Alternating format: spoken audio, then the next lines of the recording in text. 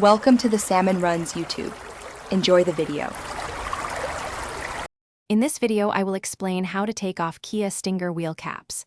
First, gather your tools. A flathead screwdriver is common, but a plastic trim removal tool is ideal to prevent scratches. Make sure your vehicle is safely parked and stable.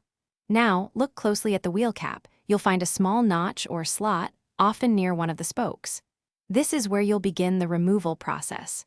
Remember, protecting your wheel's finish is key. Once you've located the notch, carefully insert your flathead screwdriver or plastic pry tool. If using a screwdriver, ensure it's wrapped to protect the wheel. Apply gentle, steady pressure to pry the cap outwards. It should start to lift. If it feels a bit stubborn, try rotating the cap slightly while maintaining pressure. The goal is to release the clips without bending or breaking them, so patience is important here. For a smoother removal, especially if the caps are tight, a little lubricant can help. Just a small spray around the edge can make a big difference.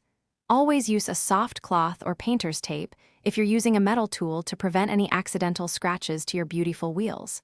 Plastic trim tools are excellent for this job as they significantly reduce the risk of damage.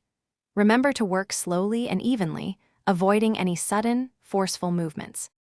To reinstall your Kia Stinger wheel caps, first align the cap with the wheel center opening, paying attention to any specific orientations if your cap has a logo.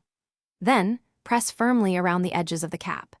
You should hear and feel it click into place as the clips engage. Make sure it's seated flush and secure.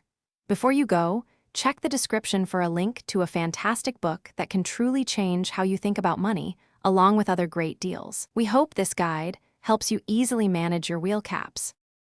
Thanks for watching. Consider subscribing if we helped you.